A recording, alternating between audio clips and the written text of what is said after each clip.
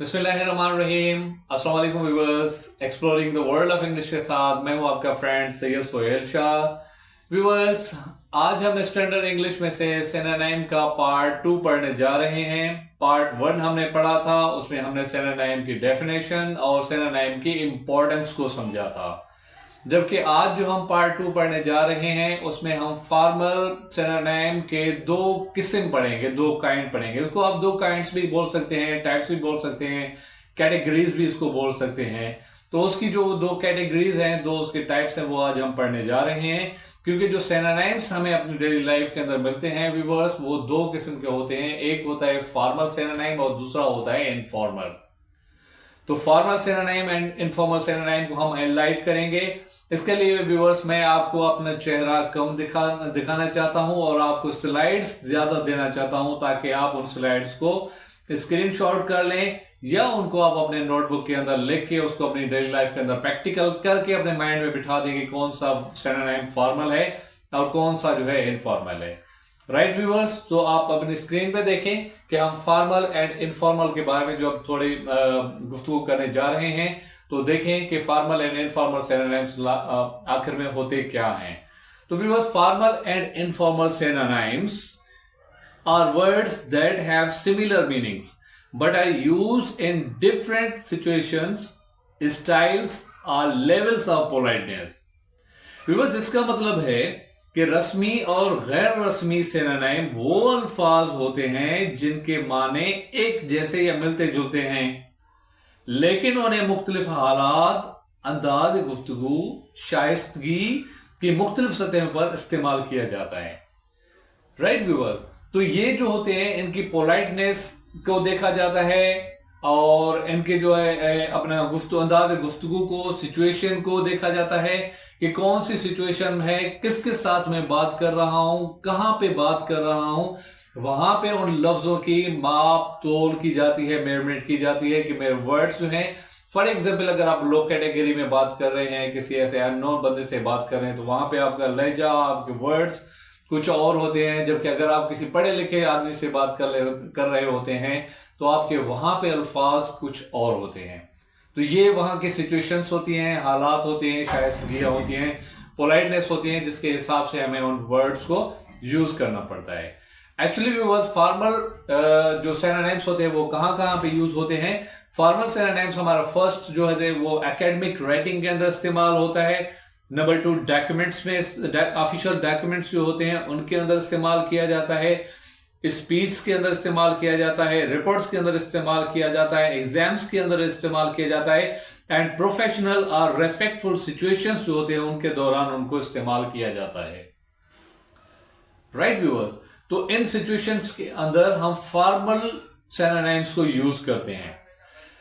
अब इनके हम थोड़ा तफसील से पढ़ते हैं कि एकेडमिक राइटिंग में किस तरीके से यूज करते हैं और प्रोफेशनल में किस तरीके से यूज करते हैं। तो इनको मैं एनालाइज करता हूं स्लाइड्स की फॉर्म में, ताकि आप उसको नोट डाउन कर सकें। तो सबसे पहले हम उसको देखते हैं कि वो एकेडमिक राइटिंग में किस तरीके से यूज होते हैं। व्यूअर्स देखिए, एकेडमिक राइटिंग इसका मतलब होता है कि फॉर्मल सिनोनिम्स राइटिंग में इसलिए, एकेडमिक राइटिंग में इसलिए यूज होते हैं क्योंकि एकेडमिक राइटिंग सीरियस, प्रोफेशनल और स्टैंडर्ड जबान का तकाजा करती है। एकेडमिक राइटिंग में सिंपल या बोलचाल के अल्फाज मुनासिब नहीं होते, इसलिए वहां फॉर्मल, मोहतात और पुरवकार अल्फाज जो होते हैं उनको यूज किया जाता है viewers. Okay, and number 2 is official documents. Viewers, official documents में फॉर्मल सिनोनिम का इस्तेमाल कानूनी और दफ्तरी जुबान को जो है तो है वो तकरीबन बरकरार रखने के लिए किया जाता है। यहां हर लफ्ज का मतलब वाजे और गैर मुबहम होना जरूरी होता है ताकि गलत फहमी ना हो। Number 3 is speech, reports and exams. Viewers, आपको पता है कि तकारीर, रिपोर्ट्स और जो इम्तहानात होते हैं वो भी हमारी लाइफ का एक पार्ट होता है, जहां पे हम अपनी कैपेबिलिटी को शो कर रहे होते हैं। तो उस कैपेबिलिटी को किस अंदाज में शो करना चाहिए वो आपके सामने देखें। व्यूअर्स देखिए कि अगर स्पीच, रिपोर्ट्स एंड एग्जाम्स अगर आ जाएं तो इन जगहों पर फॉर्मल सिनोनिम इसलिए यूज होते हैं ताकि बयान मौसर, संजीदा और बावकार लगे। इम्तहानात में फॉर्मल जबान इस्तेमाल करना इल्म और जबानी काबिलियत को जाहिर करता है। क्योंकि बस जब आपने कोई स्क्रिप्ट बना ली है, कोई एग्जाम्स में आपने कुछ लिख लिया है, स्पीच में आपने कुछ लिख लिया है, कोई रिपोर्ट आपने बना ली है किसको कुछ सेंड करने के लिए, तो वो जो चेकर होते हैं वो आपकी कैपेबिलिटी, आपके मयारात से ज्यादा होते हैं। अब उनकी जो लेवल होती है वो हमसे ज्यादा होती है, इसलिए चेकिंग के दौरान वो फॉर्मल सिनोनिम्स को ज्यादा तरजीह देते हैं। वो आपके फॉर्मल सिनोनिम से आपकी कैपेबिलिटी का अंदाजा लगाते हैं। इसलिए जब भी आप स्पीच में या कोई आप रिपोर्ट बना रहे हैं, कोई एग्जाम्स आप दे रहे हैं, चाहे वो कॉम्पिटेटिव एग्जाम्स हो या किसी भी टाइप का एग्जाम हो, तो वहां पे आप कोशिश करें कि आप वहां पे फॉर्मल सिनोनिम्स को यूज करें ताकि वो अच्छे तरीके से चेकर आपकी कैपेबिलिटीज को समझ सके। राइट व्यूअर्स, उसके बाद है प्रोफेशनल और रेस्पेक्टफुल सिचुएशंस। व्यूअर्स देखिए, प्रोफेशनल और रेस्पेक्टफुल सिचुएशंस में फॉर्मल सिनोनिम का इस्तेमाल अदब, एहतराम और प्रोफेशनलिज्म दिखाता है। ऐसी जुबान से बोलने वाला शख्स महजब और संजीदा समझा जाता है। तो यहां पे आपकी कैपेबिलिटीज जो है वो हाई लेवल पे चेक की जाती हैं। तो इसलिए जब प्रोफेशनलिज्म पे आप बात आ जाए तो उस दौरान या किसी भी ऐसे रेस्पेक्टेबल बंदे के साथ आप बात करें तो वहां पे आपके सिनोनिम जो होने चाहिए वो आपकी फॉर्मल होने चाहिए। व्यूअर्स, अब मैं थोड़ा एनलाइट करता हूं कि वो फॉर्मल सिनोनिम्स एक्चुअल में होते क्या हैं। देखें, लिस्ट आपके एक सामने है। व्यूअर्स देखिए, यहां पे कुछ इनफॉर्मल एंड फॉर्मल सिनोनिम्स लिखे हुए हैं। अब इनफॉर्मल में आस्क लिखा हुआ है। व्यूअर्स, ये एक इनफॉर्मल सिनोनिम है जो जनरली हर जगह पे हर किसी के साथ, छोटे बड़े के साथ हम इस्तेमाल करते हैं। लेकिन जब आप किसी इसको फॉर्मल लैंग्वेज में लेके आएंगे, आप फॉर्मल सिनोनिम यूज करेंगे, आप प्रोफेशनलिज्म में, रेस्पेक्टफुल सिचुएशन के अंदर, आप ड्राफ्टिंग के अंदर, रिपोर्ट्स के अंदर, एग्जामिनेशन के अंदर या एकेडमिक राइटिंग के अंदर, तो उस दौरान आपने फॉर्मल उसकी जगह पे क्या इस्तेमाल करना होगा कि फॉर एग्जांपल अगर आपके पास आस्क वर्ड है तो उस आस्क की जगह रिक्वेस्ट या आप इंक्वायर को इस्तेमाल कर सकते हैं। लाइक इनफॉर्मल आपका हेल्प है तो हेल्प की जगह फॉर्मल में आप असिस्ट या सपोर्ट को इस्तेमाल कर सकते हैं। इनफॉर्मल में आपके पास गेट वर्ड है तो फॉर्मल में आप ऑब्टेन या रिसीव को इस्तेमाल कर सकते हैं। इनफॉर्मल में आपके पास स्टार्ट वर्ड है तो उसको आप फॉर्मल में कमेंस या इनिशिएट के लिए इनिशिएट को इस्तेमाल कर सकते हैं। इनफॉर्मल में आपके पास एंड है तो एंड की जगह पे आप कंक्लूड या टर्मिनेट को इस्तेमाल कर सकते हैं। इनफॉर्मल में आपके पास यूज है तो उसकी जगह यूटिलाइज या एम्प्लॉय को आप इस्तेमाल कर सकते हैं। अगर आपके पास इनफॉर्मल में टेल है तो उसकी जगह इन्फॉर्म या नोटिफाई को इस्तेमाल कर सकते हैं। आपके पास इनफॉर्मल में नीड है तो उसकी जगह रिक्वायर को इस्तेमाल कर सकते हैं। आपके पास इनफॉर्मल में अगर शो है तो शो की जगह आप डेमोन्स्ट्रेट या इंडिकेट को इस्तेमाल कर सकते हैं। राइट व्यूअर्स, तो ये एक कैटेगरी है कि अगर आपके पास इनफॉर्मल वर्ड्स हैं तो उनकी जगह पे फॉर्मल वर्ड्स को आप इस्तेमाल करेंगे तो उनकी थोड़ी कैटेगरी उनसे थोड़ी ज्यादा होनी चाहिए। कि इनफॉर्मल के तरीके का क्या होता है व्यूअर्स, इनफॉर्मल जब आप सिनोनिम यूज करेंगे तो वो जो होते हैं गैर रस्मी सिनोनिम जो होते हैं उनको उन मौके पर इस्तेमाल किया जाता है जहां सादगी, बेतकल्फी और दोस्ताना अंदाज मतलूब हो। मिसाल के तौर पे अगर किसी भी बंदे के साथ आप बातचीत कर रहे हैं जहां पे आपके सादगी, आपकी एक बहुत अच्छी फ्रेंडशिप है, अच्छे ताल्लुकात हैं, रोज का मिलना है, रोज का लिखना पढ़ना समझाना है, या किसी भी ऐसे बंदे को जिसको बहुत ही कम नॉलेज है उसके साथ अगर कुछ बातचीत कर रहे हैं तो वहां पे आपने इनफॉर्मल सिनोनिम्स को यूज करना है ताकि वो आपके उस अंदाज गुफ्तगू जो होती है वो उसको समझ सके। अब बस इनफॉर्मल जो सिनोनिम होते हैं उनकी कैटेगरीज क्या होती हैं? उनकी कैटेगरीज होती हैं daily conversation, friendly talks, social media या चैट्स जो होते हैं अमूमन करते हैं फोन पे, या कैजुअल सिचुएशंस जो होती हैं। इन सिचुएशन के अंदर जो है आपने इनफॉर्मल सिनोनिम को यूज करना पड़ता है। आए फॉर्मल लैंग्वेज की तरह हम इनको भी थोड़ा एनलाइट करते हैं, फिर इनके एग्जांपल्स हम पढ़ेंगे। तो सबसे पहले जो हमारा व्यूअर्स आता है वो है डेली कन्वर्सेशन, जो हमारी डेली की कन्वर्सेशन होती है। देखिए व्यूअर्स, जो डेली कन्वर्सेशन होती है वो हमारी रोजमर्रा की बातचीत में होती है, जो हम लोगों से सादा, आसान और आम फहम में इस्तेमाल करते हैं। इसलिए यहाँ गैर रस्मी मुतरदफात या जिनको हम सिनोनिम कहते हैं ज्यादा मुनासिब होते हैं, क्योंकि ये जुबान को कुदरती और रवां बनाते हैं।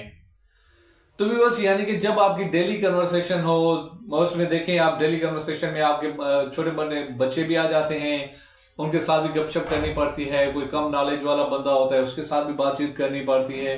तो वहां पे डेली कन्वर्सेशन के अंदर आपने इनफॉर्मल वर्ड्स को यूज करना है। And number second is friendly talks. देखें, दोस्तों के दरमियान बात करते वक्त जुबान में सख्ती या संजीदगी की जरूरत नहीं होती, ये अमूमन ऐसा होता है।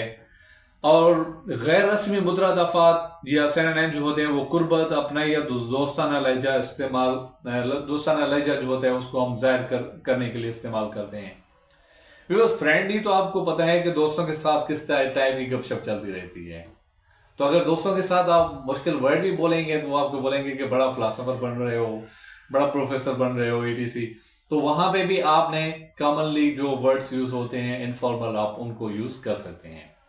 एंड नंबर थर्ड इज कि सोशल मीडिया जो होता है हमारा, वहां पे या चैट्स होती हैं हमारी, आपको पता है कि सोशल मीडिया पे अक्सर ज्यादातर पढ़े लिखे लोग नहीं होते, वहां पे कम पढ़े लिखे लोग भी होते हैं, कम नॉलेज वाले भी होते हैं। तो उनको समझाने के लिए आप जो है वहां पे जो गैर रस्मी वर्ड्स यूज करेंगे वो आपके इनफॉर्मल में ही कहलाएंगे।